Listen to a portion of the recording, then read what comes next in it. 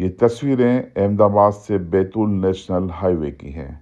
गुजरात के दाहोद से 10 किलोमीटर के पहले छायन घाटी में आज सुबह करीब 4 से 5 बजे के बीच मजदूरों को लेकर गुजरात के गोंडल से झाबुआ के कालीदेवी के लिए आ रही शिव शक्ति ट्रेवल्स की ये बस पलट गई। गनीमत ये रही कि इस बस में सिर्फ 13 लोग सवार थे, जिसमें से सभी लोग घायल हुए हैं। एक शख्स गंभीर बताया जाता है। एक तेज धमाके के साथ ग्रामीणों ने बस के पलटने की आवाज़ सुनी और उसके बाद ग्रामीण मौके पर पहुंचे। पुलिस को सूचना दी। पुलिस ने मौके पर पहुंचकर एम्बुलेंस को बुलाया और उसके बाद सभी घायलों को रेस्क्यू करके दाहोद के झायडस अस्पताल भेजा गया।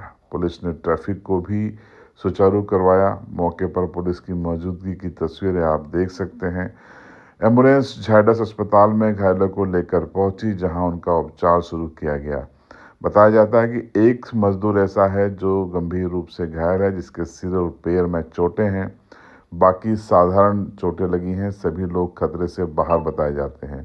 ये तमाम लोग गुजरात के गोंडल से कालीदेवी के लिए आ रहे थे, जिसमें से 6 लोग कालीदेवी के हैं, 2 हत्या देवी के हैं, बाकी आसपास के गांव के हैं। देखिए क्या इस पूरे एपिसोड में जिस तरीके से पूरा घटनाक्रम सामने आया, मरीज परेशान दिखाई दिए, घायलों का प्राथमिकता के साथ उपचार किया जा रहा है। आपको ये बता दें कि ये तड़के के 4 से 5 बजे के बीच की घटना है और जिस तरीके से ये रेस्क्यू अभियान किया गया, जल्दी से जल्दी घायलों को झायडस पहुंचाया गया, इसकी वजह से कैजुअलिटी नहीं हो पाई। सुनिए हादसे के प्रत्यक्षदर्शी। एक्सीडेंट थયું एकदम अचानक अवाज આવ્યો સવારમાં 4 વાગ્યાના ટાઈમમાં। તો અમે સૂતેલા હતા, તો જાગીને દોડીને આવ્યા આમ હું થયું એમ જોવા, તો અહીંયા બસ એક પલટી થઈ ગઈ હતી। એમાં પેસેન્જર હતા, એ દબાઈ ગયેલા હતા અંદર। તો અમે ગામજનોએ બધા ભેગા થઈ અને લોકોને બધાને કાઢ્યા અંદરથી, કાચ ફોડી બીજું ખોદીને કાઢ્યા, આવી રીતે કરીને કાઢ્યા। લગભગ 6-7 જણને વધારે ઈજા થઈ છે અને બીજા નાના છોકરાઓને એમને વાગ્યું પણ ઓછું છે। એ હાલ હમણાં ઝાયડસમાં શિફ્ટ કર્યા છે, એમને એમ્બ્યુલન્સની મદદથી ઝાયડસ દવાખાના સુધી પહોંચતા કર્યા છે। 4 થી 5 એમ્બ્યુલન્સ અમે બોલાવી હતી। હા, પછી પોલીસ સ્ટાફને એ બધા આવ્યા, થોડી એમને બી મદદ કરી, થોડી ગામજનોએ મદદ કરી અને આમનો બચાવ કર્યો। અમે કોઈને મોત થાય એવું નથી, એટલી બધી ઈજા નથી થઈ। એક જ જણ ગંભીર છે।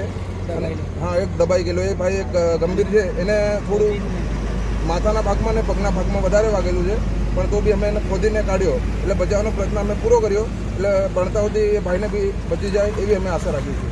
શું નામ તમારું? મારું નામ रणवीर बामणिया जकोट। डॉक्टर लगातार घायलों का इलाज कर रहे हैं। एक 5 साल का बच्चा भी इस हादसे में मामूली तौर पर घायल हुआ है। लोग खतरे से बाहर बताए जा रहे हैं और ये सभी लोग मजदूरी करते थे गुजरात के गोंडल में और वहीं से इन्होंने चलने का फैसला किया था। सुनिए इस हादसे को लेकर डॉक्टर का ये बयान। आज सवाરમાં 5:30 વાગ્યાની આજુબાજુ ઘટના બનેલ છે। રામપુરા ઘાટી આગળ છાયણ ઘાટી ત્યાં આગળ ખાનગી વ્હીકલ પલટી ખાય છે। ત્યાંથી અમને કોલ આવેલો છે। તાત્કાલિક સારવાર માટે તાત્કાલિક અમારી સેવાઓ ચાલુ કરી નાખી હતી અને બધા બેડો ખાલી કરાવીને બધા ટોટલ 13 પેશન્ટ અહીંયા આવેલ છે। એમાંથી 5 બાળક છે, બાકી લેડીઝ છે જોડે। એમને ઈજા થયેલ છે અને અત્યારે કોઈ ગંભીર નથી અને બધા જેટલા પણ પેશન્ટ છે બધાને સારવાર મળે છે અને બધા અત્યારે સારવાર હેઠળ અંદર દાખલ છે ઝાયડસ હોસ્પિટલમાં। डॉक्टर जयेश बाबू। इस हादसे ने एक बार फिर से सवाल खड़े कर दिए हैं कि गुजरात में मजदूरों को लाने ले जाने वाली बसों में मजदूर जिस तरीके से सफ़र करते हैं, ज़्यादातर बसों की जो फिटनेस है वो गड़बड़ है, ठीक नहीं है, लेकिन बावजूद इसके उसमें सफ़र करने को मजदूर मजबूर हैं। प्रशासन कहाँ है, परिवहन विभाग कहाँ है, ये सवाल भी लगातार खड़े हो रहे हैं। अब इन सवालों का जवाब कब मिलेगा? क्या लगातार हादसे होते रहेंगे? क्या ऐसी बसों का फिटनेस की जांच का कोई अभियान चलेगा? ये एक बड़ा सवाल है और इन सवालों का जवाब कब मिलेगा, इसका इंतज़ार सभी को है।